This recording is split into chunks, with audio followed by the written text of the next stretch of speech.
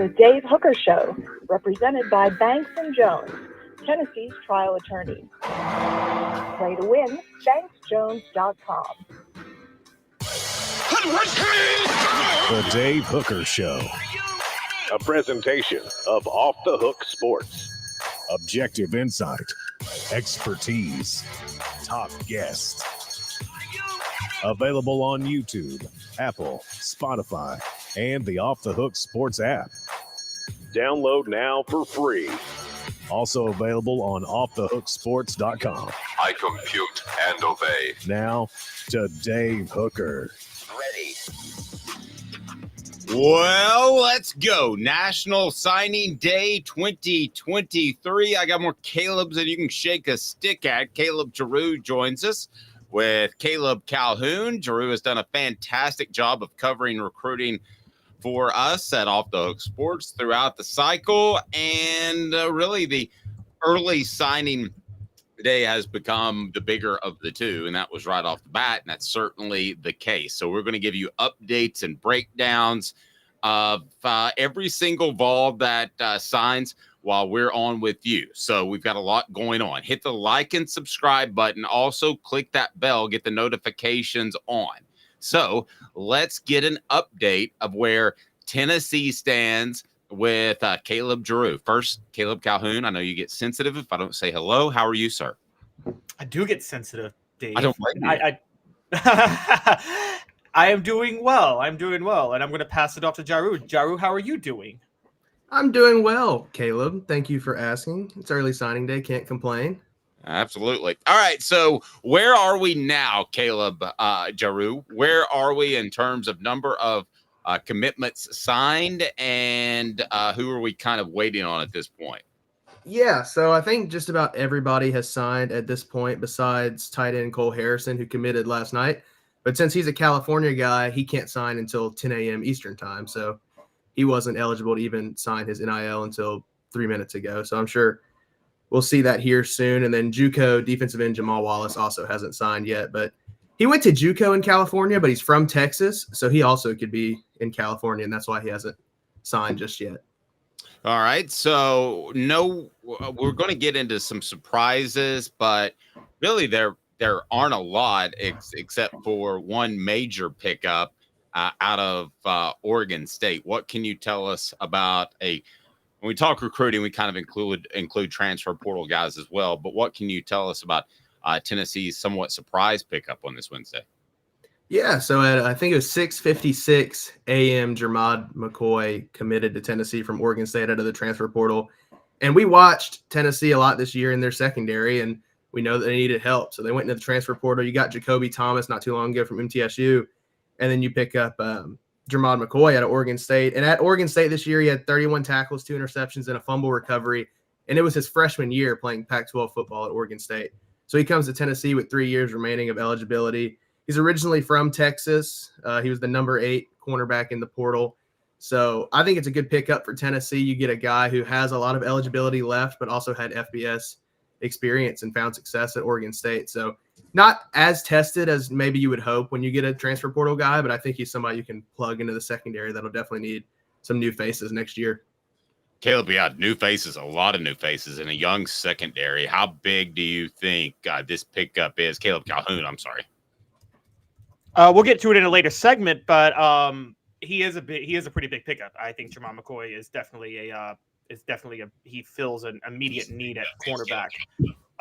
So I think that when we talked to it was, with the 2 new commitments they got last night, the tight end and then Jermod McCoy today, they addressed 2 specific needs. So yeah, we'll get into that a little later, but yeah, that's depth, and that actually could be an immediate starter pretty soon.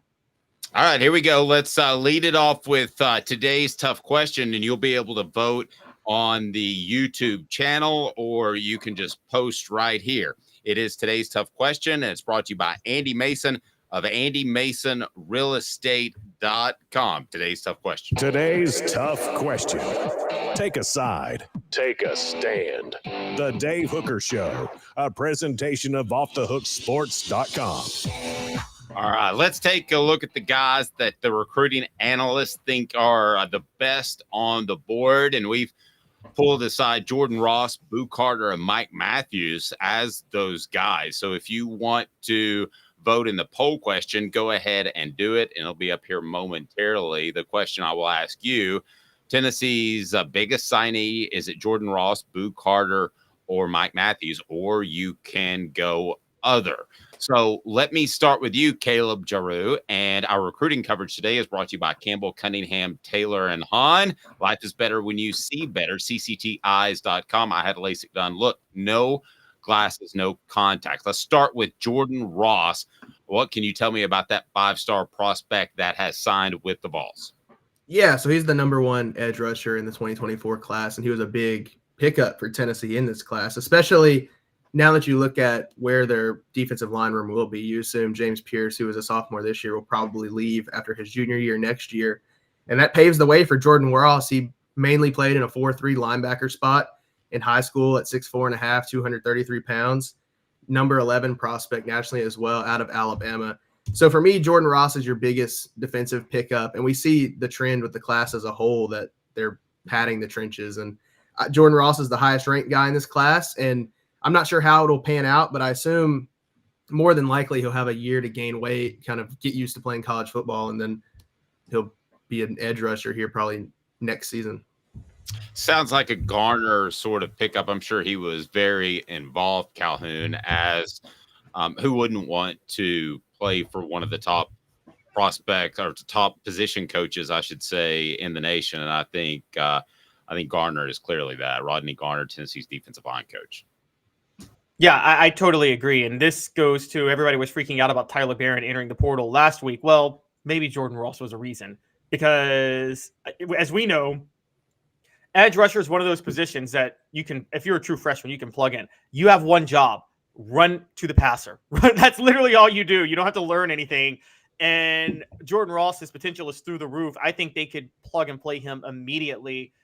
And he is more of the physical edge because, James Pierce and Joshua Josephs, as you guys know, are a little bit leaner. They could, if Tennessee ran a 3-4, they would line up at linebacker, or if they didn't use the 4-2-5 as much, if they did an actual standard 4-3, they would line up maybe James Pierce as an outside linebacker, so a bigger outside linebacker. Jordan Ross is going to play on the line. And so he's a 5-star edge who's going to play on the line. He's the more physical guy. I think this is a big pickup. And yeah, you could see him starting next year. I like his size a lot, Giroux. He's already about 6'4"-ish, 235. I mean, it's very possible he could put on an easy 10 pounds. And then you're at edge rushing playing weight from the get. Yeah, and a good thing about this, like Calhoun kind of mentioned, you have Josephs and then James Pierce, who for sure will be back next year as of now. You don't have to rush Jordan Ross into playing or starting in this defense. He has time to learn and gain weight, like you said. I think he could put on an easy 10, 20 pounds and kind of accept more of that physical edge rusher role, maybe put his hand in the dirt a little more, because I think he fits more of your traditional edge rusher versus how Calhoun is saying like a James Pierce could play linebacker. I think Jordan Ross is more get up on the line. And you talked about Rodney Garner, and yeah, he's one of the best position coaches, but also one of the best recruiters, and he has so many connections in the Southeast from his SEC experience. Went into Birmingham and got a 5-star to come to Knoxville, Tennessee, and it's a pretty big pickup, and I think he'll have a massive impact on this defense. I always pick a guy, and always have in the 20 years that I've covered recruiting, that I just particularly like. And sometimes it's because of his recruitment, sometimes it's because of his size, his speed. But for me, that guy is Mike Matthews out of Lilburn, Georgia, Parkview High School. I like the fact that he plays against top competition. I like the fact that he's 6'1", 180 pounds. Obviously, he's a 5-star guy, so I'm not alone in praising him. But Calhoun, let me start with you. How big of a pickup is this for Tennessee? Because you can get receivers in the transfer portal, but a guy for 2 or 3 solid years, maybe even 4, with the transfer portal keeping him in school for that 4th year, that's the type of cat you want. Yeah, exactly. And Mike Matthews is a 5-star, again, who could probably be plugged in immediately at wideout. If Tennessee actually has a pretty deep receiver room, they aren't deep in the one receiver that draws people away from everywhere else. And Mike Matthews would be that guy next year. And again, for those who want the repeat of Jalen Hyatt in 2022, as you say, Dave, all the time, you have to have the receiver who dictates coverage. It was Cedric Tillman, and then it was Brew McCoy. Tennessee doesn't have that specific type of receiver right now. So Mike Matthews could come in and immediately fill that void. And if he does, watch out for Squirrel White, who could go off next year. Absolutely. And Drew, your thoughts on Matthews? Yeah, I agree with Calhoun a lot. Matthews has top end speed, runs a 4.4 40-yard dash. 40-yard dash. He's a guy that attracts attention. You talked about a big thing for me too, Dave, is playing in Georgia. Like, he's not coming from the Northeast where you don't know who you're playing. Georgia, it's the best competition. And in Georgia, he was the Region 4 6A Offensive Player of the Year. So he's also not in a private school division where you can sneak by playing lesser competition. He's playing the best competition in Georgia. 751 yards on 39 passes. I think that he averaged over 12 yards a catch last year. So he is a guy that will attract attention. And the transfer portal is good to fill needs, but I don't think you can do maybe like how Lane Kiffin and Ole Miss are doing now and fill complete position groups from the transfer portal. I think you have to have guys out of high school who are good, like a Mike Matthews, who will be here 3-4 years and can add some consistency to that room, get used to the offense, practice with the quarterbacks, and just kind of build that continuity in the wide receiver room. And I think, like Calhoun said too, he's 6'1". He could probably fit in and attract attention tomorrow if he wanted to and play well in that wide receiver room.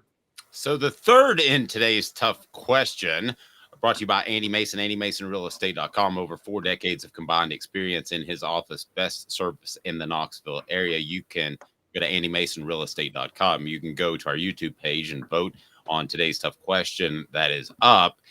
The other that we're going to throw in there is Boo Carter. And Boo Carter is one of the highest rated signees of this class. There's been plenty of drama around him. And I feel like a lot of people used him for, frankly, clickbait. I think he's been Tennessee all along. Caleb, that's what we reported. Sorry, Calhoun, that's what we reported. Drew, I want to get your thoughts. But first of all, Calhoun, I think that Boo Carter has been a Tennessee guy for even longer than any of us think. I'm going to do a We Told You So, guys. I'm going to say we told you so. We told you so 2 weeks ago because the clickbait started going through the roof about Jordan Seaton committing to Colorado that Boo Carter was going to flip. And there were a bunch of people who had less than pure motives who decided they could get clickbait on YouTube and online talking about how Boo Carter was going to flip to Colorado. We stood firm immediately the next day. Dave and I came on the show and we said, guys, he's not flipping. It's not happening. And then we were proven right when he was enrolled last Saturday taking part in practice. And guys, go to our YouTube comments. Even still, after Boo Carter was enrolled, there were people saying that he was still going to flip to Colorado, which is crazy. Well, now he signed. He signed about 30 minutes before we went on the show. So y'all's move, who all tried to tell us we were crazy saying he wasn't going to flip. We stood firm by not being clickbait. You guys are accusing us of being clickbait because we stood firm and actually reported the facts of what we knew. Joey, there's no way that Tennessee could have lost an in-state guy and painted it as okay. Boo Carter's just too good. You had to get him just for the sake of the perception of your program, right? Yeah, and I think when you saw Boo Carter recruiting other guys to Tennessee, that's when it that's I think the biggest like green flag, I guess, for a recruit is when they start getting other guys to come to school with them. You realize that they're probably locked into their school if they're telling other people to come to Knoxville too. For me, out of the 3 we've listed, I would say Boo Carter's probably the biggest pickup, not for his play on the field, but just because you get a guy who was in state and you kept him in state. And I feel like in years past with the coaching turnover and the NCAA investigation and everything that's been around this program, it hasn't been often that you keep the top prospect in your state as really easily as they did with Boo Carter. He committed to Tennessee. And despite news headlines and everything, he stayed locked into Tennessee, never decommitted, visited Colorado once. But as we know, that could have been to recruit Jordan Seaton to Tennessee. So I think for me, Boo Carter was locked into Tennessee all the way.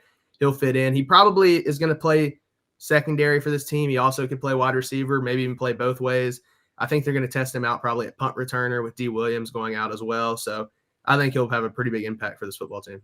So far, Boo Carter, 57% of the vote. Who are you most excited about on National Signing Day? Mike Matthews and Jordan Ross sitting at about 17%.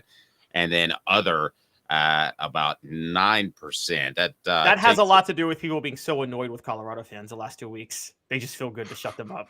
Boy, they have been yappy. I never thought that. And so, by the way, yeah, if you want the news, I'll let Calhoun do the victory lap there. We stood strong on Boo Carter, and Jacob Warren will tell you what to do if you want more accurate news instead of clickbait. What do we do, Jacob? What's up, everybody? This is Jacob Warren asking you to like, subscribe, and share. Dave needs this. He does, and it's time for what the H, as we're going to discuss a pickup that I think could be a pretty significant pickup for Tennessee very quickly. What the H? What the? What was he thinking? Release the hounds. The Dave Hooker Show, Keep cool. a presentation of OffTheHookSports.com. All righty, here we go. I remind you, signing day coverage brought to you by Campbell, Cunningham, Taylor, and Haun. Life is better when you see better. CCTeyes.com. CCTeyes.com. Cole Harrison, Oregon State transfer. Your thoughts on... No. Cole Harrison is the California tight end. Sorry. Oh, Cole Harrison, and I meant to say an Oregon State transfer, and Jermod McCoy. These are somewhat surprising. I think. How surprised are you, Jeru?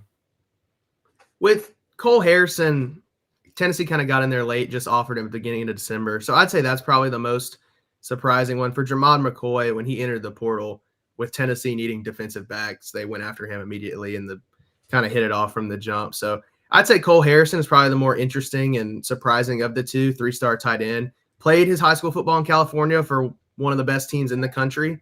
So he's proven himself to be that ranking against high-level teams. But we know what Tennessee's tight end room looks like. So I'm curious to see where he fits into that room. Well, and Calhoun, I know you're really high on McCoy. I am. I agree with Jairo that Cole Harrison was actually the bigger surprise because Tennessee went and got Holden Stays over the weekend. But look, I'm very, very skeptical of Holden Stays because, like I say, players who transfer from big schools because they weren't playing, you question what they're going to do at your school. Now, Jermod McCoy is different. He was playing and he balled out. And he was borderline freshman All-American. And the only reason he's transferring, it's not because he couldn't play or anything like that. It's because Oregon State's coach is gone. And Oregon State is not going to be a Power 5 school next year because they're going to be in the Pac-2 and an affiliate with the Mountain West. So everybody who can leave Oregon State is leaving Oregon State because of that reason. So Jermod McCoy is a huge pickup. You can plug him right in at cornerback. And guys, all of a sudden, Tennessee's not looking so bad in the secondary, at least at the cornerback spot, when you have Jermod McCoy, who's going to be he's the best. He's going to be the best cornerback Tennessee has had since Alante Taylor. And then on the other side, you'll have either Gabe Judy-Lally or one of the freshmen from this year, Jordan Matthews or Ricky Gibson III. So look, this is a big pickup. All right, let me start with Jeru. So with McCoy, what does Tennessee's secondary start to look like with, I think, about 58 defensive backs in the looking around in the transfer portal? What does Tennessee's secondary start to look like in 2024? Just a rough sketch. We don't know if McCoy's going to show up ready to play. We don't know about some of these other guys, but this is certainly a boost to a group that I know a lot of people are very, very concerned about, the secondary. Yeah, I think McCoy will definitely probably end up playing and starting in this secondary because he has experience starting at the FBS level. Even though it's 1 year of experience, it's a lot more experience than the freshman in that room. I also think the staff is really high on Ricky Gibson. He was always the first off the bench in that secondary, so I definitely think he'll be one of the starting cornerbacks as well. Jacoby Thomas from MTSU also has a pretty solid resume. I think he was more of a safety build at MTSU, and he's a guy that you can stick in there and probably play as well. So I would say those three right now, and then Gabe Judy-Lally, obviously, if he does decide to come back. I don't think he's made his decision public yet if he's leaving or going or what his plan for next year is. So I think your locks right now are McCoy, Thomas, the two transfers, assuming they fit in well with the culture, and then Ricky Gibson probably in that secondary. And then I know Jordan Matthews, the staff is high on as well. So you've gotten to the point now where 6 have left, so you have a lot of depth. And I think some of that change of face and new people in the secondary isn't all a bad thing. I mean, Wesley Walker is still floating around in the secondary. We haven't heard an announcement from him yet. So I think there's a lot of stuff, a lot of moving parts in that secondary, but they might end up better off with transfers versus guys who left to transfer away. Yep. It's interesting. He was actually having a great year before he got injured, correct? Calhoun? Jermod McCoy. Yes. I need one more Caleb on the show is what I need. But Calhoun, talk about his season last year if you can. Yeah, he had a very, very good year last year. I'm pulling up his numbers now. Jaru mentioned him at the beginning of the show, but I mean, he had 2 interceptions, broke up 7 passes. I believe played in every game through November, except for I think it was the last week he didn't play. But he got better as time went on, and we're talking about a guy that, look, Oregon State ended up not having too bad of a defense, and we all know, by the way, he was tested in the sense of whatever you think about the Pac-12, quarterback play in the Pac-12 was superb this year. I mean, it was the best it's been in a long, long time. It was the best in the country. And so it's not like he wasn't tested playing out at Oregon State. And yes, so he had 2 interceptions, 7 pass breakups, recovered a fumble. It was all over the field. He stands at about 6 feet, 180. So I think there is kind of that question of, don't you want kind of the 6'1", 6'2" guys playing cornerback? But, you know, I kind of think that's overrated anyway, because size is a thing that almost always favors receivers on 50-50 balls. Your goal as a cornerback is to not create situations where there's 50-50 balls most of the time. Yeah, well, I mean, he was a safety, but I thought Jonathan Hefney was too small to play when he showed up, and he proved me wrong. Portions of the program brought to you by State Farm agent Don Self. Customer service still matters. Everybody wants to save money. I understand that, but for well over 40 years, they've built their business and reputation. That is Don Self, State Farm agent, taking care of their customers. 423-396-2126 in the greater Chattanooga area. Your State Farm agent, Don Self. Go to donself.net, donself.net. I've got a question, and we're going to speculate a little bit. Could there be guys, because I don't expect you to know every single transfer portal guy, Jaru, but could there be guys that are waiting to see what happens in the schools that were left out of the conference realignment from the Pac-12? I mean, there is another transfer portal period. I wonder if there are some guys still that want to find out where their school may land. Yeah, I would say so. I'm not 100% sure, obviously, but the weird thing about that spring transfer portal period is that you can't transfer, at least for the SEC, you can't transfer in conference.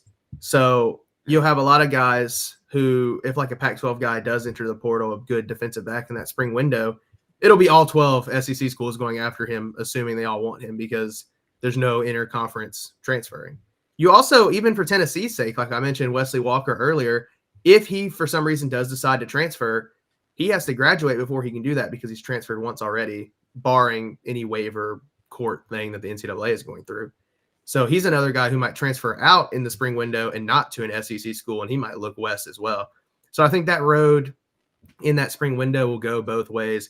I don't think Tennessee is done looking for defensive backs. I don't know if they'll ever be done looking for defensive backs after losing 6 to the transfer portal.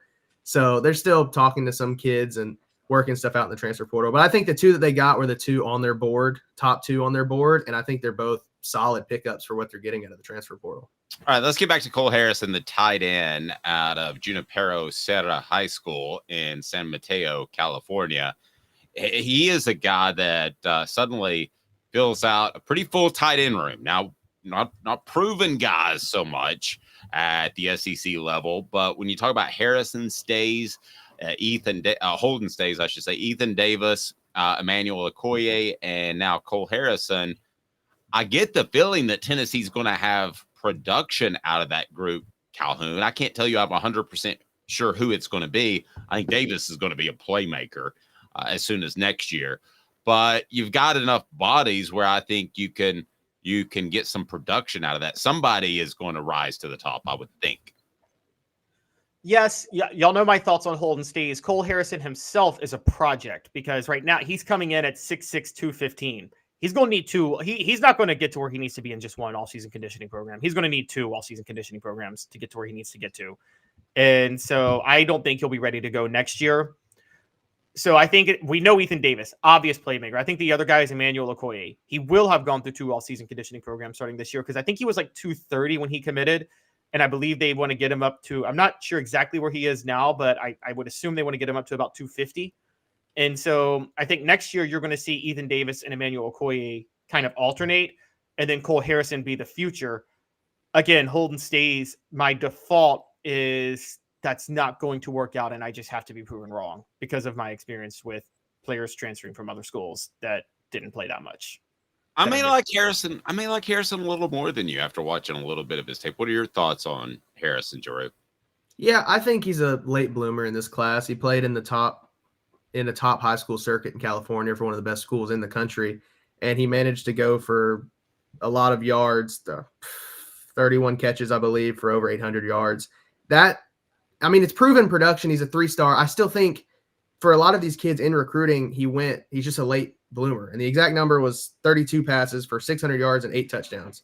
And he's also now the only tight end commitment in this class. So whether you like him or not, he has to work out for what this team has right now, because you're going to need some help in the pass catching game because Holden Stays was not very productive in the receiving game. He's a blocking tight end.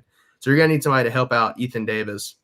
And I do believe Ethan Davis will be a star for this team next year, and that's their goal with him. I think Emmanuel Okoye is probably still several steps behind Ethan Davis. He suffered an injury at the end of the year, which he wasn't playing, but it also just hampers him learning how to play football because he just started playing football 2-3 years ago overseas. So I think Ethan Davis is probably going to be your leading tight end next year, and then whether you like Holden Stays or not, you're going to need some help in the run game blocking because I assume Ethan Stays is not a Jacob Warren or McAllen Castles in the blocking game where they're basically an extra offensive lineman on the line like you have with those two guys. So I think you're going to need to get some production out of Holden Stays. You're going to need Cole Harrison to end up panning out in a year or two after 2 conditionings, like Calhoun said. So I think every pickup in this tight end room has been productive and for a reason. Now it's just a matter of, like Calhoun was talking about, if it actually pans out to how the team wants.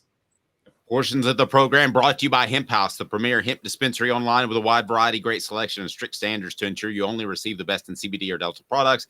Hemp House Chat with 2 T's, hemphousechat2ts.com. Use the promo code HOOKED to get 10% off. Our next group that we're going to focus on is a group that really let Tennessee down at times last year, but I think that brighter days are ahead. We'll take a look at Tennessee's linebacker class incoming. It is National Signing Day, the big one now, not just early signing day.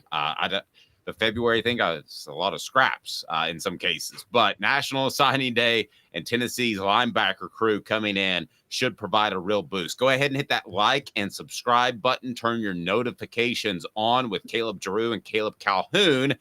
I'm Caleb Hooker, Off the Hook Sports. Sand and salt water, the beach is a very relaxing place. Unless you wear contacts. Ow! Open your eyes to the best the beach has to offer with LASIK vision correction from Campbell Cunningham Laser Center. Sports Treasures in North Knoxville is one of the South's largest sports cards and memorabilia dealers, featuring over 10 million sports cards from vintage to modern. Sports Treasures carries a full line of hobby boxes, singles, autographed memorabilia, Tennessee Vol collectibles, fan cave decorations, and so much more. See a museum full of collectibles at Sports Treasures, 4819 North Broadway in Fountain City, and Sports Treasures on Facebook. Sports Treasures, where the real sports fan goes to shop. Have you seen the latest TriStar Hats Co. product? TriStar Hats Co.? What's that? You know, those really cool hats, shirts, tumblers, and even license plates with 3 stars like the official Tennessee flag and stripes like the American flag. Pretty patriotic if you ask me. Ah, gotcha. Seen those. Those are cool. Where can I get them? Simple. TriStarHatsCo.com. And if you order now, there's 10% on any order $50 or more. Plus, use the promo code HOOKED. With the promo code HOOKED, you get 10% off. That's hooked. And don't forget free shipping with any order over $50. Stock up at TriStarHatsCo.com. That's TriStarHatsCo.com. There are plenty of wannabes out there, so make sure you go to TriStarHatsCo.com for the best quality and customer service. Will do, and I'll be sure to use the promo code HOOKED. That's hooked when I do, to save an additional 10% off. TriStarHatsCo.com. TriStar Hats Co. is a trademark of TriStar Hats Co. LLC. Any use without express written consent is prohibited. The Dave Hooker Show, represented by Banks and Jones, Tennessee's trial attorneys. Play to win, banksjones.com. Who's this guy? Hello, wizard. The Dave Hooker Show, Ooh. a presentation of Off the Hook Sports, What? YouTube, Apple, Spotify, and the free Off the Hook Sports app. Back to Dave Hooker. We're talking about tight ends. Derek asked, will we see some Ethan Davis in the bowl game? I'm not 100% sure, but I'll tell you what, I'll ask. Jacob Warren's scheduled to join us for the fall report, so make sure you have your notifications on, that you've hit like and subscribe. It's National Signing Day, and we're going to take a look at Tennessee's linebackers incoming. And let's start with this, Caleb Calhoun.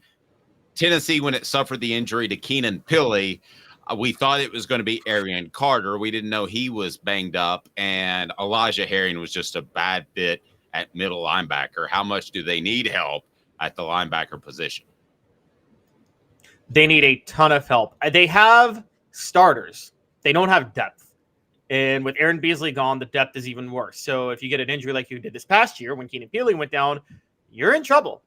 And so I think Tennessee did a very good job upgrading the linebacker position in the offseason. Now, look, they had signed quite a few linebackers the last couple of years, not just Elijah Herring, and they had trouble getting any of them to work out. I think Jeremiah Tellender was better than Elijah Herring at middle linebacker, but he wasn't anything to celebrate over.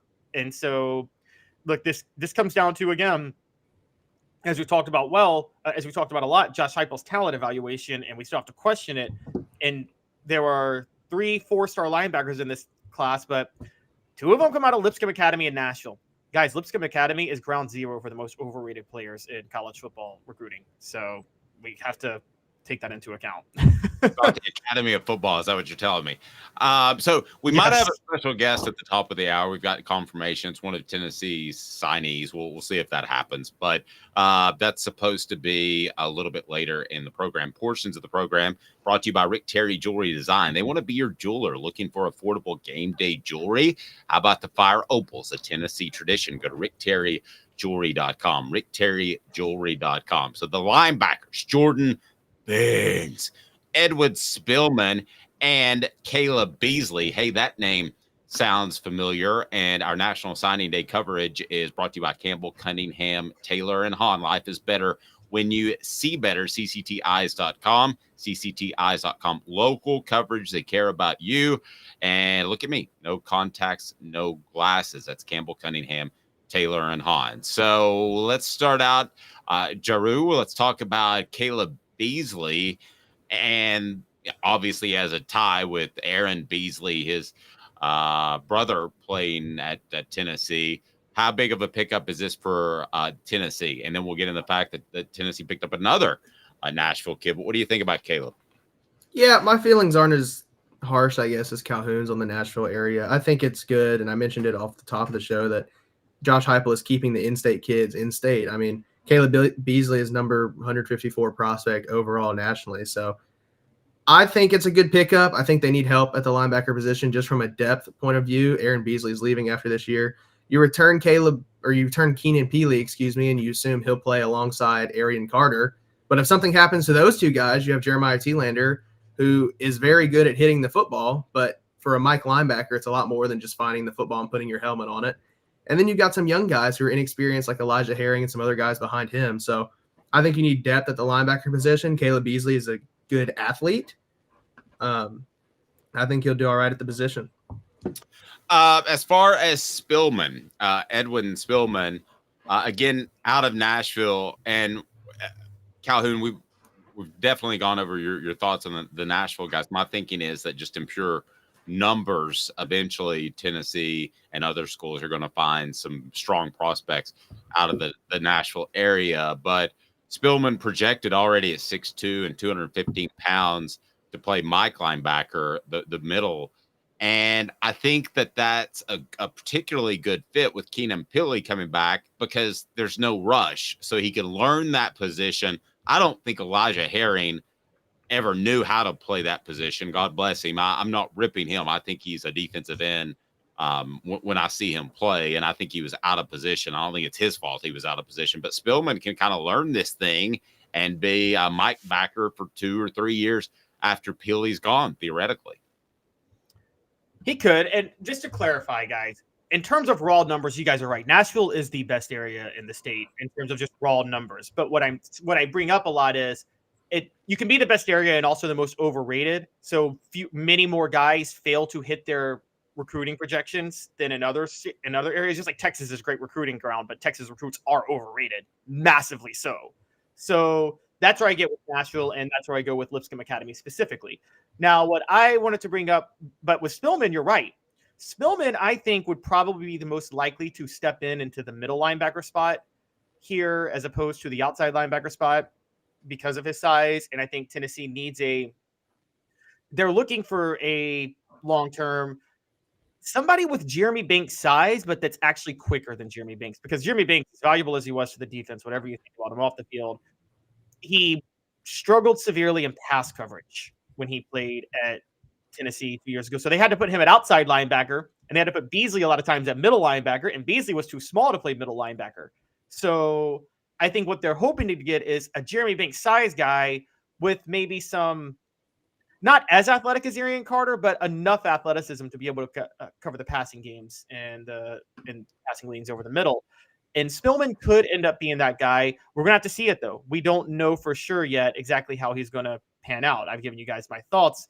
Again, it's not all Nashville kids, but Lipscomb is one of the schools where, like, I'm more likely. If you come from Brentwood, I don't think you're usually overrated. If you come from Lipscomb and Innsworth are the ones where I get a red flag going straight up, like, uh-oh, this kid's overrated. Well, let's don't forget this. Ohio State, Georgia, and Florida State were in the running for Spillman, so their coaching staffs think that he's pretty good. What can you tell us about Jordan Burns, Jaru? I want to add on to Calhoun about Spillman first, and then I'll get to Jordan Burns. I think Spillman is my favorite linebacker in this class. Looking at his numbers, which, say what you want about Lipscomb Academy, they're still playing some of the best teams that you can play in Tennessee. He had 87 tackles, and 27 of those were for loss with 3 sacks. So he's getting to the ball. He's making plays happen. He's an athletic guy that I think will fit in at the middle linebacker spot. And then Jordan Burns is another guy we've mentioned. Josh Heupel's connections in Atlanta keep coming through.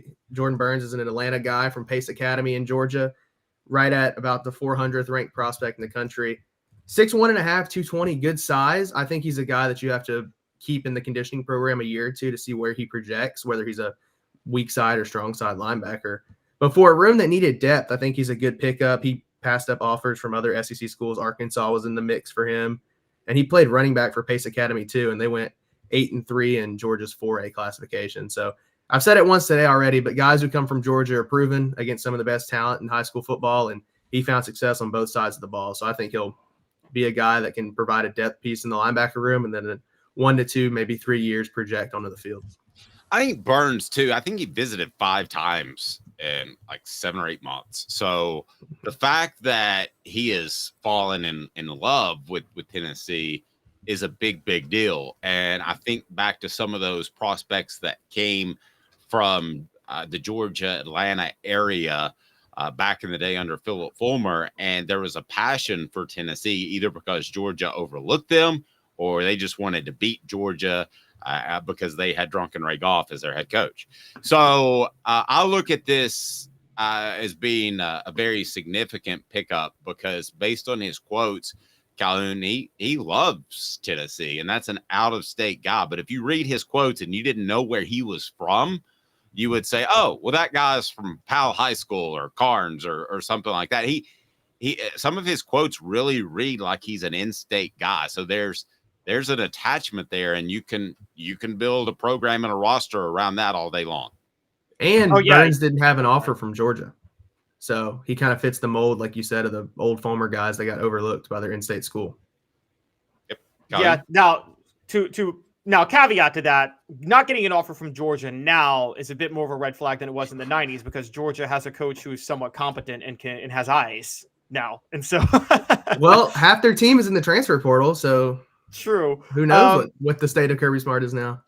Now, as far as from the outside looking in with Jordan Burns, you're right, and we see this all the time with Georgia commits to Tennessee from Georgia. They love Tennessee almost more than the in-state guys a lot of times.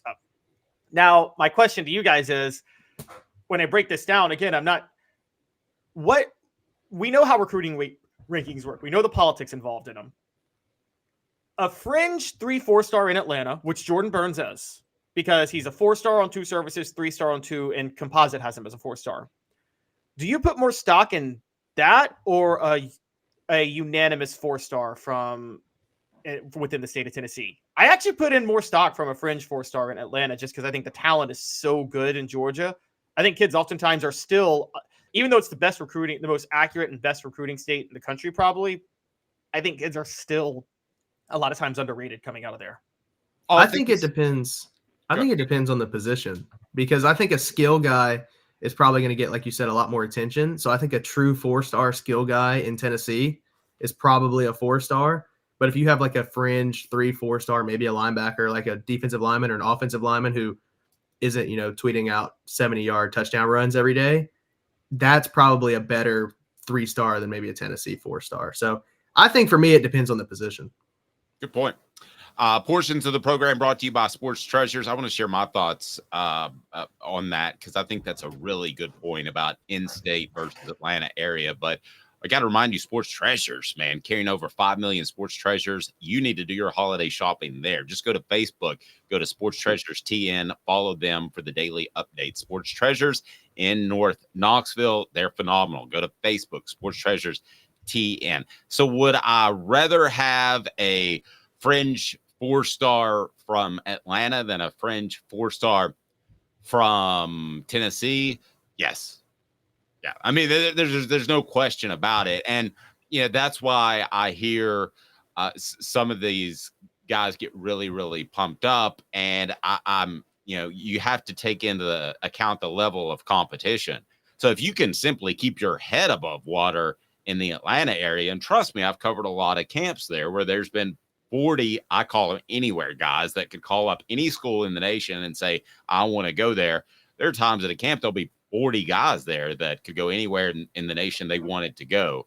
So yes, I would rather have a fringe 4-star out of Atlanta than in-state. And I know that sounds weird and sounds like you're turning back on an in-state kid. I don't mean it like that at all. They still took Beasley, obviously, so they're not turning their back on any in-state kids. But Drew, it's just a different level of competition. And that's why I think that we'll see exactly what happens with Burns and how good he is. Maybe Kirby had it right not to offer him. But the other thing, it opens up a potential pipeline. You get 1 or 2, and we saw this in the 90s. Then suddenly you get 4 or 5. Then suddenly you get 8 or 9, and you've got a pipeline into Georgia. Yeah, and I think if Pace Academy has a 5-star come through, then their coach will talk nice about Tennessee because they took Burns when Kirby Smart had no interest in him and didn't offer him in this class.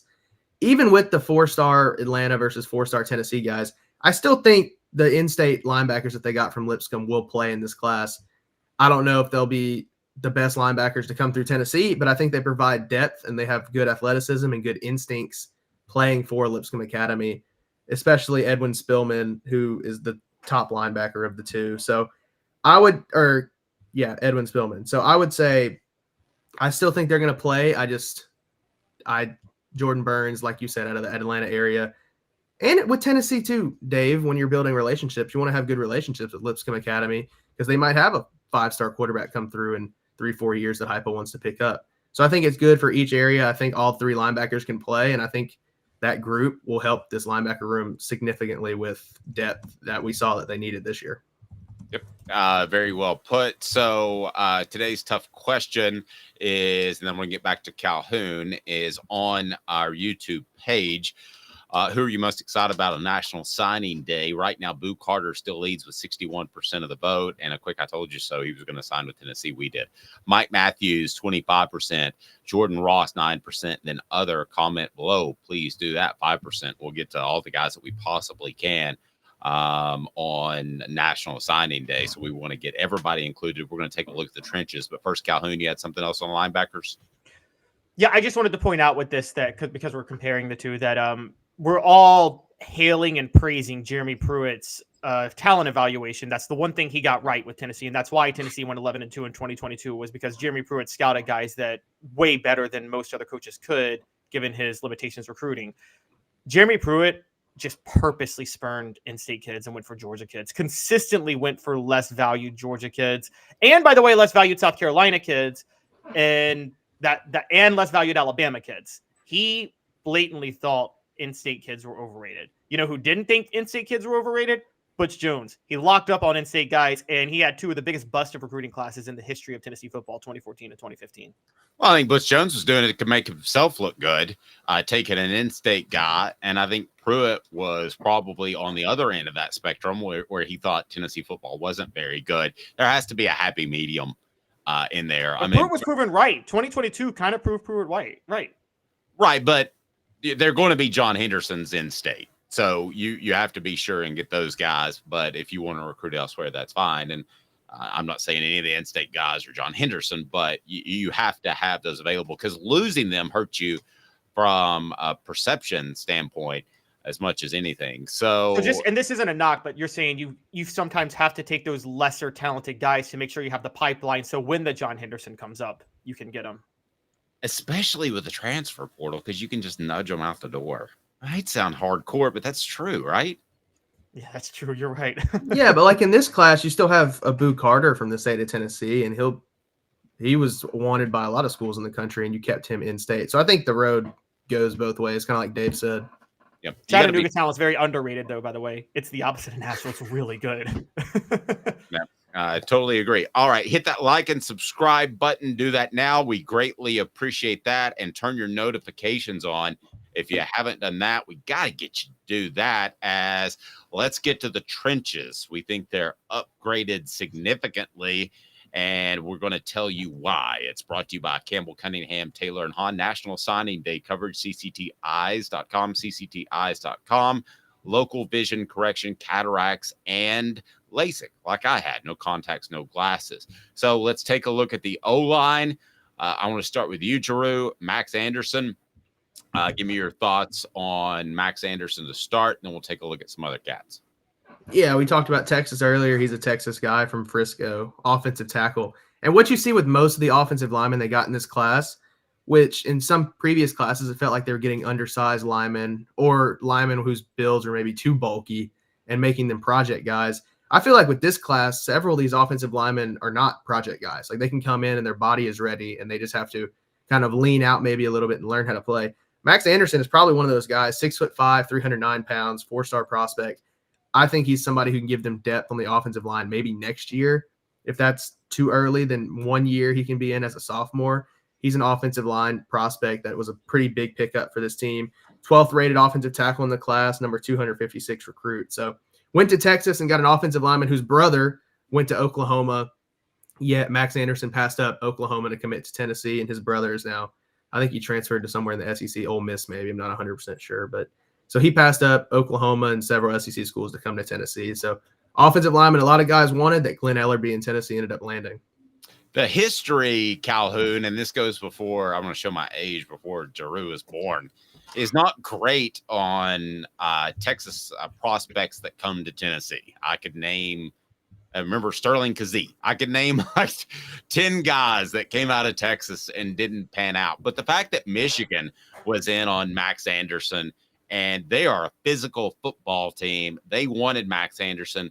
That to me should make Tennessee fans optimistic that he can come in and play. And he is already 6'5", 300 pounds. The history on Texas guys that play college football is not great. Okay. Sorry. Again, I talk Nashville. Texas is the most overrated state in the country with recruiting. The players oftentimes hit their ceiling in high school because they're so well coached. And so they're overvalued on the recruiting trail in terms of the ratings go. Again, you're right. I can't think of a player from Texas. What player from Texas had the biggest impact on Tennessee ever? I'm completely outside of General Nealon, who was from Texas. So sure, you know what? Back in 1926, they hired a coach from Texas. So, but yeah, it's really hard for me to think.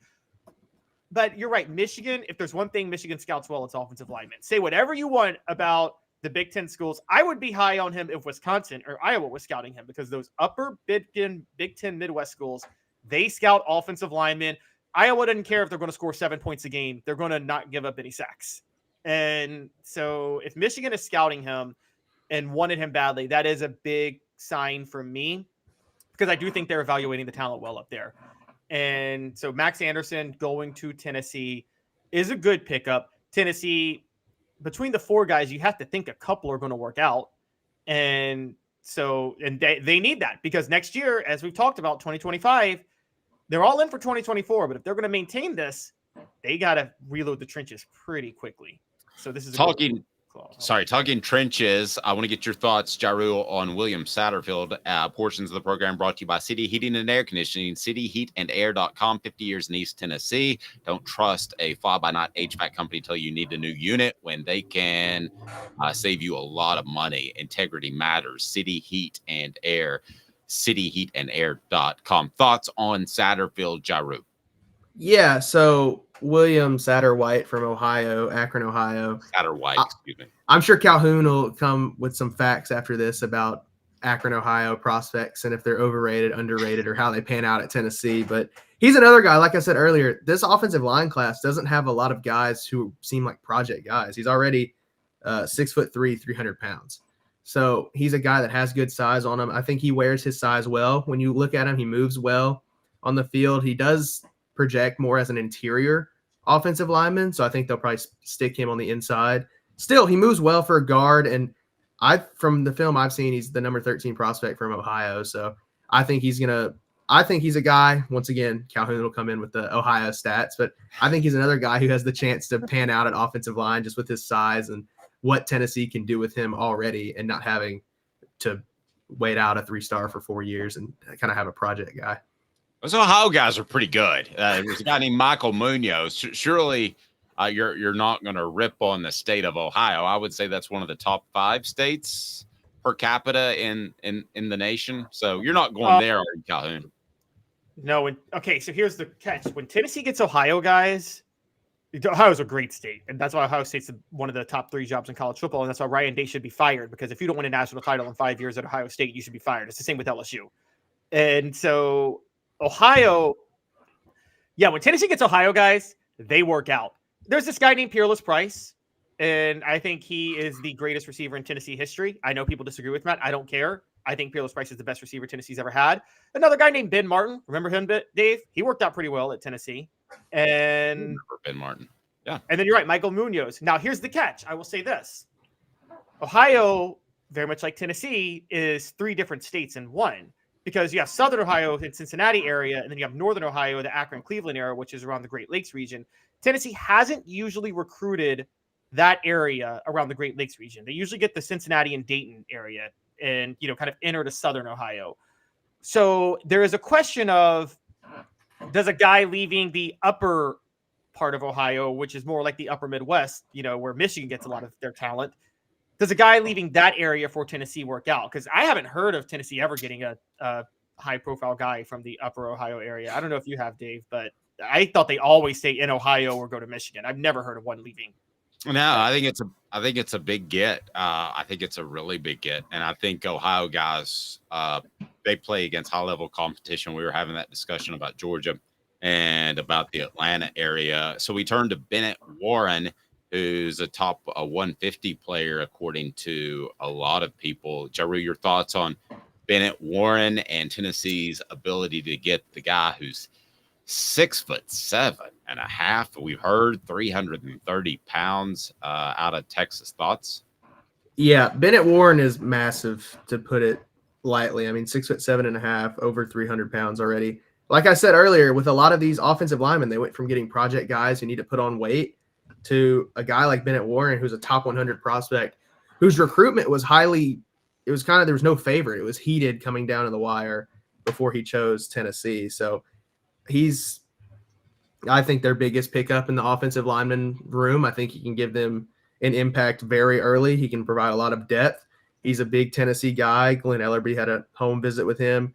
For him, it was another guy who came down to Michigan, Oklahoma, and Tennessee. So for Bennett Warren, we mentioned earlier about he took an official visit to A&M too. So he passed up A&M, Michigan, Oklahoma for Tennessee. We talked about Michigan evaluating offensive linemen. Well, another guy from Texas who passed up Michigan to come to Tennessee. So I think he's a guy who's going to be a big pickup for Tennessee. He's big in the literal sense and whenever he hits the field.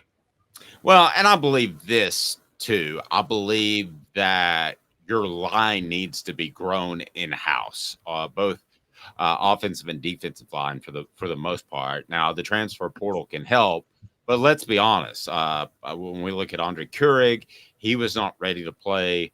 John Campbell Jr., he had a good year, but there were times early in the season that I thought he was a little bit lost. If those guys are in your system and you're growing them up, then ideally, if it were my program, Calhoun, I would grow up the linemen on both sides of the ball through my program, and then I would supplement skill position players, defensive backs, linebackers as well on the defensive side with the transfer portal guys. They should be supplements. You shouldn't rely on them on the lines, in my opinion.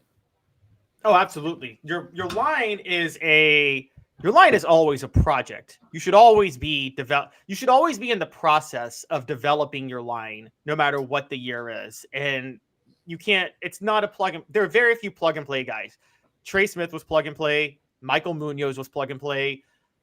But I will say, if you were going to get a plug and play guy, and it's funny, I just hammered Texas recruits pretty hard, but Bennett Warren could be a guy that's plug and like. Again, you can't teach 6'7", 330. And on top of that, again, where he's coming out of Fort Bend Christian Academy around the Houston area, he's probably already been developed very, very, very well. And so I think when a guy like that is developed, you could probably plug him in pretty quickly. Now, they may not need to because John Campbell's still there. But does that mean that they couldn't maybe move between Bennett Warren and John Campbell? Look, Tennessee still needs a left guard. Could somebody move over to left guard that we're not seeing yet because Andre Keurig can't play the position? So we might be seeing, if anybody's going to get on the field early, I think it would be Bennett Warren, and I think they actually might consider moving John Campbell over to left guard, and so that's something to pay attention to. Or they could move Gerald Mincy inside and put John Campbell at right tackle. Okay, we're scheduled to have a very special guest, one of Tennessee's signees, up next, but first I wanted to ask you guys, the Jordan Seaton thing. There have been rumors that he was considering now Tennessee after committing to Colorado. Drew, what are you hearing on that? Yeah, I don't think there's much to that. I saw earlier today that maybe Maryland is back in the mix for him. Maryland's head coach has been pretty big in his recruitment for the past 4 years. But, I mean, talking about this offensive line class now, I don't know if you really need a Jordan Seaton anymore. Obviously, it wouldn't hurt to have another 5-star offensive lineman, but with the guys you have, I think you roll with who you have and let the guy – I mean, Jordan Seaton also had a lot of outside noise with him, social media, taunting other schools, committed to Colorado for weird reasons. I don't know if you really want to deal with that when you have these offensive linemen coming in who, like Calhoun said, and I said earlier, with their size, a lot of them could be plug-and-play guys in a year or two. Good stuff. Caleb Giroux, I know you've got more coverage. We can bounce you on here if anything else breaks. Great job covering recruiting throughout this cycle. We're going to continue to talk recruiting, including hopefully that special guest coming up. People ask me, is it Boo? No, it's not Boo. We're also going to talk future offensive playmakers, also the secondary. We're going to try to work that in as well. We will work that in because it's National Signing Day. So Caleb Giroux, great job. Continue to beat the bushes, and we might bounce you on if something monstrous happens. And can't tell you what a fantastic job you've done throughout this cycle. And thanks for your coverage on National Signing Days. Future star, Caleb Giroux, right there. And All right, Caleb and Dave, I appreciate it. Yeah. All right. So I've got one less Caleb, so it'll be easier on me as a host. All right, Caleb, we appreciate you. More after this. Give me 2 minutes, and we're going to hopefully be joined by that special guest. And either way, we're going to talk about some playmakers on both sides of the ball. Giroux, Calhoun, me, Dave Hooker, Off Doug Sports. Got cataracts? We can fix that. Never miss another moment. With a little help from Doctors Campbell, Cunningham, Taylor, and Haun at ccteyes.com. Hi, I'm Rick Terry, and we at Rick Terry Jewelry Designs pride ourselves in the highest quality craftsmanship from a family-owned business here in Knoxville for over 35 years. At Rick Terry Jewelry Designs, we also take pride in being an affordable option for all your game day accessories, especially those fire opals. At Rick Terry Jewelry Designs, we want to be your jeweler every day and especially on game day. Go Vols! Hi, Mike Davis here with City Heating and Air, reminding you to always dare to compare. Our team provides quality local heating and air service, installation, and maintenance across East Tennessee. We use only the best equipment like American Standard heating and air conditioning for your residential, new construction, or commercial needs. Honesty, dependability, and customer satisfaction have been the cornerstones of our business since 1961. City Heat and Air. Dare to compare. We believe every day is a good day to be thirsty. With free samples on draft and lots of flavors to choose from, Tennessee Cider Company prepares a hard cider that's easy to enjoy. Some say it's the signature cider of the South. Others say it's the cure to your craving. They all say you'll savor every sip. The area of Gatlinburg has so much to offer, and so does Tennessee Cider Company. Add us to your list for shopping and fun experiences. You'll be glad you made the trip. Find our cidery in the Mountain Mall on the Gatlinburg Parkway. Sip smart. Sip the good stuff. Sip Tennessee Cider Company. Thirsty yet? Doors open at 10 a.m. The Dave Hooker Show, represented by Banks and Jones, Tennessee's trial attorneys. Play to win, banksjones.com. Who's this guy? Hello, wizard. The Dave Hooker Show, a presentation of Off the Hook Sports, YouTube, Apple, Spotify, and the free Off the Hook Sports app. Back to Dave Hooker. All right, let's bring in a very special guest, and we've been looking forward to doing this, hooking up with him, because I have to be honest. I said that when he committed to Tennessee, I wasn't really sure. I was caught off guard of what type of player he was.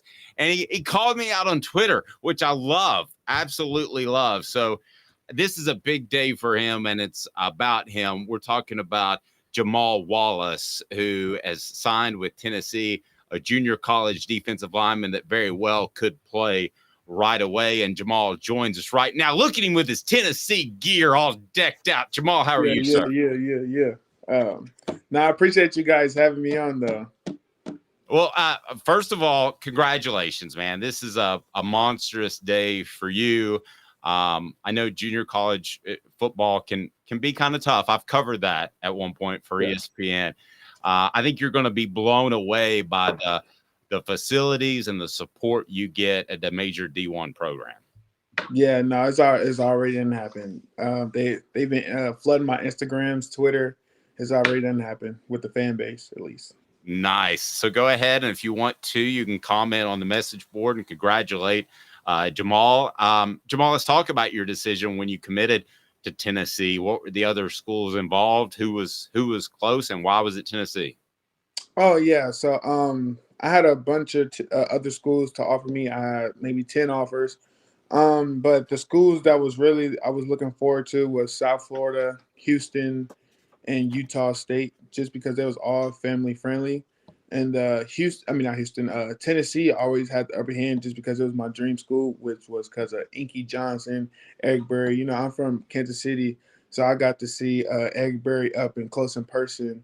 And Inky Johnson actually came to my school and spoke to us. So that was pretty cool. And people say Ray Lewis speeches get you ready to run through a wall, but I think Inky Johnson's get you ready and pumped up. That's pretty strong. Take over, Calhoun. What would you like to ask Jamal here? Jamal, the message board wants to see it, so I'm going to let you come for me. Because for those who don't know, this all started because a couple of days ago when you committed, I had been called off guard. I've been covering recruiting, but I've been called off guard when you committed. So I did do some crash course research and saw you were listed at 6'2", on the Sierra College website, and then 247 lists you at 6'2", 302. And I'm so terrible with measurements when I use my eyes. It's my biggest weakness. And so you rightly called me out. I'll give you credit on that. And so my question is, what are your measurables, and what type of player are you on the defensive line? Are you going to play more in the middle or on the edge? Yeah, okay, so just start off the middle and the edge. Coach Gardner, since I've only played D-line for 2 years, I've never played it before. This is my first 2 years ever playing D-lineman just because I was a skill guy coming out of high school. I was only 190 pounds coming out of high school. I ended up gaining over 112 pounds in 1 year during COVID.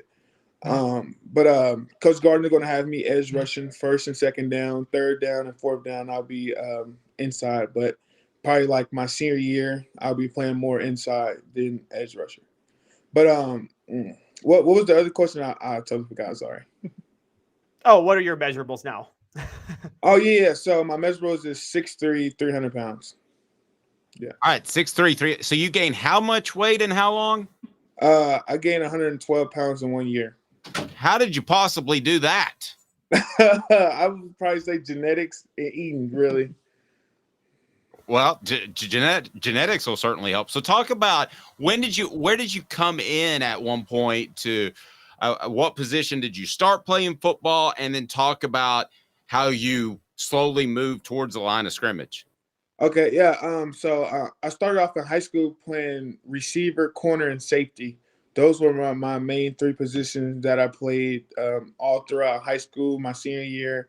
And after I graduated 2019, that's when I started to gain a lot more weight. And I ended up being 300 pounds 2021. And I gray shirted my first year at Sierra. My second year, I got to 275. That's really my playing weight. It's not really 300 pounds. It's 275. The only reason why I'm still at 300 pounds right now is because I've been on so many official visits. I really haven't had time to get home. Like, this is really my first time being home because I've been having official visits back to back to back to back. You know, they try to feed you as much as possible while you're at official visits. But my real playing weight is 275. All right, so 275. So Caleb set straight. Yeah. So Jamal, you talked about how you were 190 and you were much more of a skill player when you first went to college. Just a quick history thing. I don't know if you ever saw this. You're a young guy, but you know, in the NBA, Scottie Pippen was 6'1" when he first went to college and was a guard, and then he had that growth spurt to 6'7", which was what made him such a Hall of Fame player in the NBA. On a football level, can you talk about how the benefits of coming in as a skill player and then having that growth spurt to play on the line, but still maintaining the fundamentals that you learn and the techniques from playing the skill positions? Yeah, I was actually DMing a lot of young guys that got in contact with me just because I committed to Tennessee, and they was asking, like, how am I able to play D-line coming from skill? I believe because I worked with everybody. And like Pop Warner, my uncle had me playing D-line. But I was small, but, you know, everybody else is just as small as you. So we was putting me places just to have fun and play. So I learned how to play all these positions growing up into high school. So, but I would say for me, I don't train with the D-line. I train with the linebackers. So that's why I'm able to move better than most D linemen, because I'm training with the linebackers. Even while I'm at JUCO, I was training with the linebackers. I always train with the linebackers, just so I can still keep that twitchy, keep that motor, you know, and just move a little better than most D linemen. So what are your expectations? I want to get back to Inky and Eric Berry, okay? But what are your expectations of year one? Because junior college players are expected to come and contribute pretty quickly. What are your expectations personally? Yeah, I really want to come in there and wreck a game and change a game, because I believe that I am a game changer. And it may not show on my stats this year, but a lot of the coaches can tell you they game plan around me so I don't wreck a game. And I feel like since I have a couple more better guys on the edge rushing and interior, I'll be able to have a lot more one-on-ones to be able to dominate my opponent. All right, so let me get back to you mentioned Inky Johnson, who I covered because I'm old. But he is an incredible speaker. What kind of an impact did he have on your recruitment? Yeah, so I just could like, how do I say this? Could like, me and him, we came from the same background. We had some of the same similarities when coming up. Yeah, he had a rough childhood. I had a rough childhood. So we could just like compare to each other, you know. So it was like really good for me to for him to have that situation and for me to look up to him. Let me ask you the same question about, you mentioned Eric Berry, who that is my all-time favorite Vol that I covered, and I go back to 98, Jamal. I'm really old. But that is that is my all-time favorite Vol I covered. So you're from the you saw him play at Kansas City. What are your impressions of Eric Berry? He's a strong dude coming back from that cancer. You know, a lot of people counted him out. I counted him out. I didn't think somebody can come back from cancer and still be able to play and be a dominant player at that. So that's pretty amazing and inspiring, just to know that you can get through anything and still play what you feel like you can play. So Jamal, let's talk a little bit about also your recruitment. And I know that you're talking about playing for Rodney Garner. What is, Rodney Garner is one of those longtime veteran SEC defensive line coaches and one of the most respected. How did he connect? How did you connect with him when on the recruiting trail? Yeah, so he's like a little OG. He don't really know much about the social media world. He don't really know much. And then when he came out to just watch me play football, he actually stayed in the stands, so he don't have to talk to nobody else. He came to see one person, and that was me. So that was pretty dope. You know, a lot of coaches, like, when they come see somebody, they want to talk to other players. They want to meet all the coaches on the other side. But now, Coach Gardner, he stayed with my parents and stayed watching me. So that was pretty dope. Last thing I got for you, then, Caleb, if you want to jump in, feel free. Rodney Garner is, I think, one of the most respected and best defensive line coaches in the nation. How big of a factor was that in your decision? Because I know you're thinking about the NFL, and you should be. Yeah. So that was a big part of my decision, because so many people were telling me so much about him. It's like, I've only played D-line for 2 years, and one of the best D-line coaches feel like I can be a dominant player in the SEC or into the next level. I would love to play for that guy. So Jamal, you are going to from a talent perspective at Tennessee, edge rusher is one of the most loaded rooms that they have. And so you're gonna have a lot of competition next year. How much are you embracing that? No. I'm not worried about any competition. I've been competing my whole life. I'm willing to put in the work. So I don't think any competition. I'm not running away from it. I know they got that guy. Which is pretty good that they do have a guy, because I want to be the next guy too. So yeah, I ain't running from no competition. All right, let's get in touch. When will you arrive on campus? Yeah, so I get down there in May. All right. Well, let's grab lunch, and maybe we can work some things out. I don't know if you're aware, but we did the Vol Report with Jacob Warren and the Vol Report with Cooper Mays. So it's a great chance to talk about what you guys do and how you get ready for each and every game. So maybe we work something out, man. Congratulations. I did love the fact that you called us out on Twitter. You put the split screen with some other guys. I don't know who they were, but and it was absolutely hilarious. So fantastic, great stuff. I can't congratulate you enough, because I know this is a big step in your dream, which is probably to play in the NFL. So kudos, my man. Hey, appreciate it. No, I didn't come at nobody. I just wanted to let you know my opinion. Very playful. It was good. And I'll be honest with you, there was so much information out there that was contradicting itself in your size. I didn't know what to think, but now I'm pumped, man. Jamal, appreciate it, buddy. I appreciate it. All right, bye. Pretty good stuff. Jamal Wallace right there. And I'll tell you something that's little that you may not think is a big deal, but here's a guy who said that he would be willing to come on with us, and then bam, he's right there at 10:58, I believe. So we were able to get him on. That means a little something to me. I always thought that, sticking to what you said you were going to do, which doesn't always happen in recruiting. He just seems like a mature young man to me, Caleb. I think Tennessee fans should be very excited about his future. I agree. And the last question I'd ask is what stands out to me when you look at recruits, the ones who don't run from competition matter the most. I mean, how many times, Dave, have you seen in the quarterback room, the best quarterbacks Tennessee's ever had are the ones who committed, even though there was already another quarterback on the roster, right? I mean, Peyton Manning committed, even though Todd Helton, Brandon Stewart, and Jerry Colquitt were there, and Brandon Stewart was a freshman. If Peyton Manning was waiting to see whether or not Brandon Stewart was committed and then he wouldn't have been the right guy. You need the guys who want the competition, who aren't afraid to try to win the job.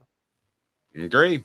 Portions of the program brought to you by Harold Group Security Solutions, making your workplace or your children's school safer. Leadership experience, specialization, addressing problems through unique mission-specific mitigation techniques. Go to your work administrator or go to your school administrator and say, Harold Group Security Solutions. These are highly trained individuals that will make that space safer. Harold Group Security Solutions. So here we go. It is time for 4 downs, and that's brought to you by Dynasty Pools and Spas right there in Athens. 4 downs. Here we go. 4 downs. 4 questions. 4 answers.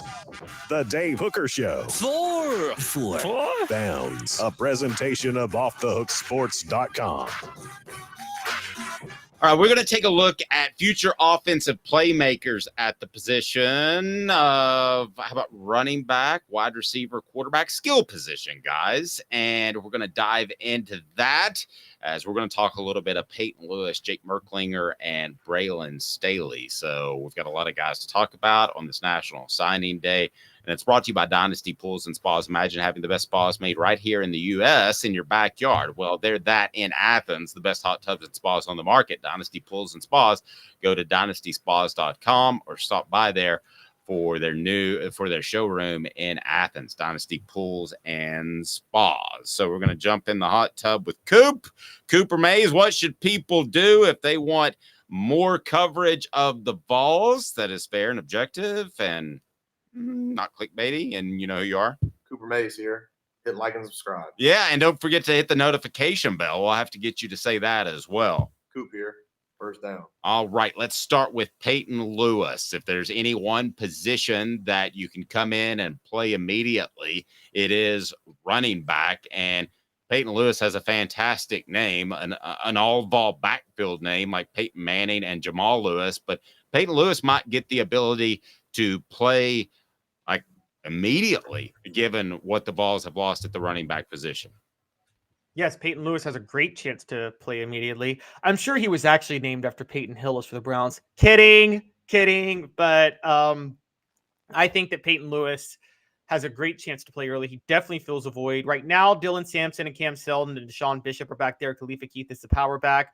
You are rightly questioning whether or not Dylan Sampson can be a feature back. He may be an all-purpose back. I'm questioning if he has vision or pass pro to ever really be the impact player he should be. So Peyton Lewis could come in and immediately compete for that feature back role with Cam Seldon and Deshaun Bishop, assuming Jabari Small is not coming back. And all indications are that he's not coming back. Yeah, I think that's going to be the case. Now let's take a look at another player via second down, brought to you by Dynasty Pools and Spas. Cooper Mays here. Second down.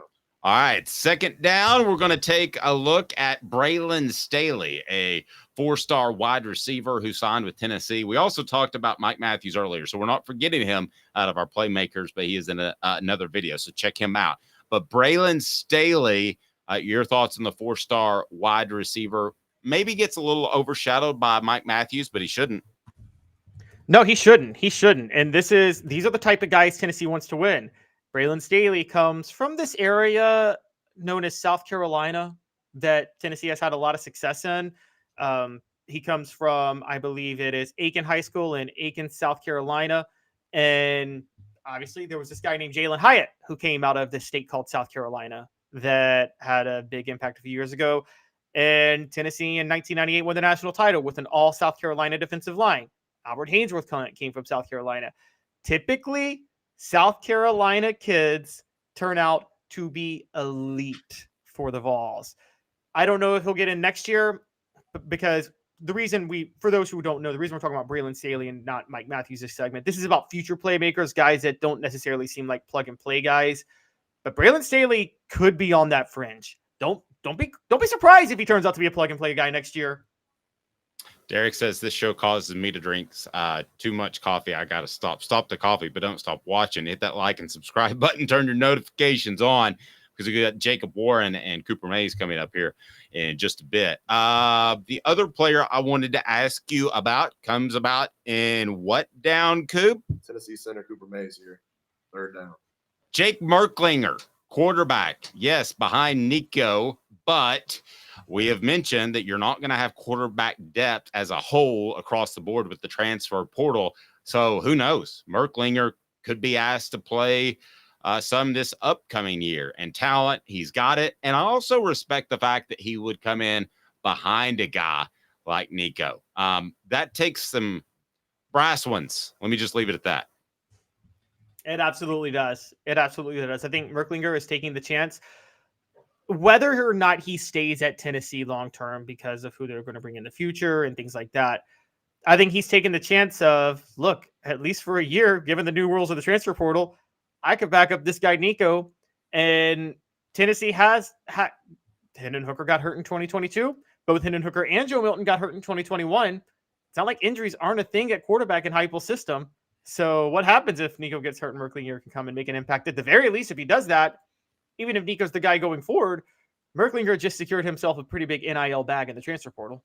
He did. I feel like I'm about to ask the dumbest question in the history of man, but not just these three guys. On fourth down, I'm going to ask you what offensive player as a whole, because I mentioned we spoke about Mike Matthews' commitment signing earlier, and you can find that video on YouTube here later today. But let's go fourth down. Who has the biggest impact for Tennessee? Twofold, this year and career. All SEC center Cooper Mays here. Fourth down. What do you got? This year and career, it's Mike Matthews. Okay. I'm going to say this year, Peyton Lewis, career Mike Matthews. Okay, I could get with that. Now, my Mike Matthews take is I will agree with you if Brew McCoy is coming back and fully healthy or if Chris Brazzell transfers to Tennessee. We have no evidence that either of those is happening yet. So you may know more about the Brew McCoy situation than I do. But given I don't think he needs to prove anything at the college level. His physical measurables are he's a first-round pick if he goes, right? Not a first-round pick, but they know what he can do. Scouts know what he can do when healthy. Yeah, I just can't imagine him going at this point. I don't want to I don't want to speculate too much, but it just seems like a natural thing to go. Going back to today's tough question, which is our poll question. We weren't including Boo on this. We were just talking about offensive players, but who are you most excited about on National Signing Day? Mike Matthews gets 28% of the vote. Boo Carter, 56% of the vote. Jordan Ross, 9% of the vote. 7% to other. Comment below. So we'll take a second who you guys are excited about. And then you have George McIntyre, too, at the quarterback position that's scheduled to come in next year. Does he make it? I think it depends on what Nico and or Merklinger does. Let me ask you this. Is this an open competition for the quarterback position with Merklinger, or you think they're pretty certain on Nico? I think they're certain on Nico. I think, look, my personal prediction is that George McIntyre could be the guy to push Jake Merklinger into the transfer portal. And also don't sleep on this. Madden Iamaleava is also still out there, and Nico's brother. And so we're talking Tennessee may be set at quarterback through 2028 at this moment. Yeah. And so I'll answer my own question. It's Nico. I mean, it's going to be Nico. Merklinger, if could end up being a 2-year starter if things fall right, or he could end up transferring. But I can go ahead and tell you that it's going to be 2024. It's going to be Nico. And unless he's not a gamer, which I do not believe is going to be the case, then I think he's going to start the season and have a fantastic year. Now, Travis says it should be 100% open until opening day. I agree with that philosophically. I just think that having a head start of an entire calendar year, think about that, because he was at bowl practice, Nico was last year. I think it's going to be Nico, and a little bit more Nico. What you should do, I don't disagree with, where I disagree with Travis, I got no problem actually with naming a starter or planning for a starter before the season, from the off season of the previous year. I have an issue with one, if you declare somebody the starter before you ever saw them practice, because that was your prized pickup, i.e. Joe Milton in 2021. And I also have a problem with not having a secondary option. And Dave, you know this with Philip Fulmer, this was a problem. Fulmer was all in on one quarterback usually. And after, he'll recruit a bunch of freshmen, name a starter, but after that year, he never really had a just in case backup. You know what I mean? So, and it did us in it did him in the end. What are fair expectations for Merklinger? Why does he choose Tennessee with Nico already there? Remind you that Apex Apparel Group can design, brand, and market your way, your business outfitted with promotional materials. Call 865-919-3001. Ask for Tyler, 865-919-3001, or go to yourapexapparel.com right down below. Click on them, and your business will look fantastic with their promotional apparel all taken care of. Apex Apparel Group, yourapexapparel.com. So let me ask you this. If you're Merklinger, why do you come to Tennessee with a player like Nico that's a year ahead of you? Well, I think you come to Tennessee with a player like Nico because of the chance I brought up, but I also think this is banking on, even if he doesn't win the job, strong chance Nico only plays for 2 years. And if you're Merklinger, you can redshirt and then sit behind Nico in 2025, and then 2026 comes, and guess what? You're a redshirt sophomore. You still have 3 years of eligibility left. And then so 2026 comes, you probably have open competition at that point between McIntyre and Merklinger, or not McIntyre. He's not committed. We're not saying he's committed, guys. But if it's not McIntyre, then Madden Iamaleava, Heupel's going to get a quarterback in the 2025 class. That's 100% guarantee, right, Dave? Like, he's getting a top-notch quarterback in the 2025 class. I would think so. And Travis pointed out Merk doesn't think Nico stays longer than 2025. That's a very good point. And I think Tennessee's culture, which I know I beat it over the head and it's overused in the media, but I think that could talk a guy into staying longer if he's not the starter walking into the door. And I don't think Merklinger is going to be that. But I would have an open competition. I'm just going to tell you that. Our five favorite. Go ahead. But also there's the factor, like, look, I think Josh Heupel would have had an open competition this year between Taven Jackson and Nico Iamaleava, but Taven Jackson transferred because he saw how Nico Iamaleava was playing in practice, guys. So you're not going to, it's hard to have the open competition now because quarterbacks, Dave, when they know when the other quarterback's better, don't they? Yep. Our 5 favorite minutes where we get your input is now brought to you by Tennessee Cider Company, the original hard cider of the Smoky Mountains. Use the promo code HAT. That's HAT to receive some free swag on your cider order, available most anywhere in the U.S. That's tncidercompany.com. Right down below, click on it, tncidercompany.com. Use the promo code HAT to receive some free swag. 2 things I want to ask the message board. I'm going to be a little bit more intentional in our 5 favorite minutes. I do want your input, but I want to ask you this. I want to ask what prospect are you most excited about? Part 1. And then what grade would you give Tennessee's class, A to F?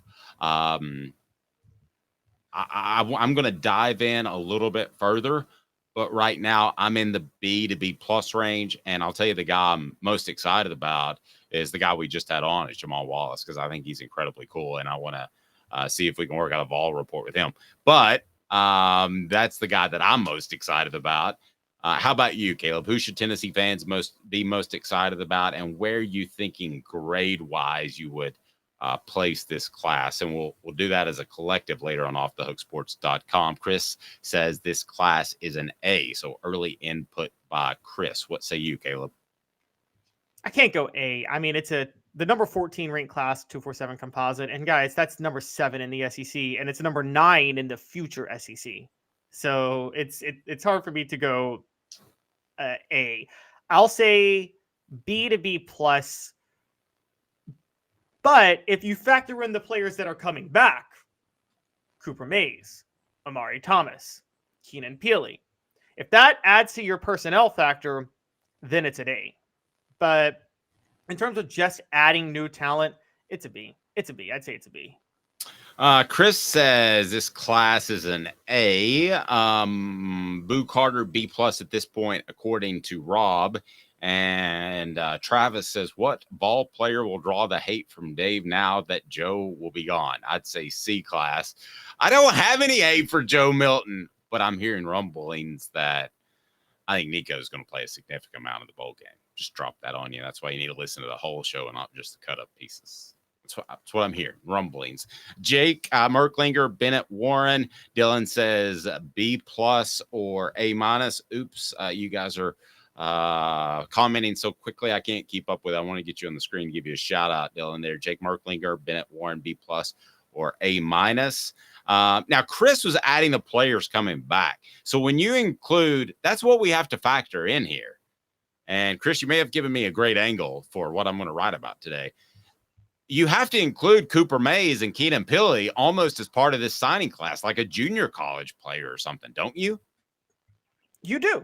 You absolutely do. And I did. And that's why I said if you include that, it's an A. But if you think about the long-term future, it's still probably a B because those guys aren't, I mean, when you recruit, you're thinking about 2 years down the road. You're not thinking about next year. And so it's in that regard, you're thinking I got to say B. And for those who say needs were filled, there's one philosophy I still live by in the NIL era, Dave, and I don't care what anybody says. I don't think recruiting is like the transfer portal or the or players coming back. Recruiting, you don't recruit to fill needs. You recruit the best players you can get. Is that fair to say? Yes. Because it's even harder than in the NFL to project what somebody's going to be in 2 years, especially a 17 or 18-year-old kid. No, you recruit the absolute best players that you can.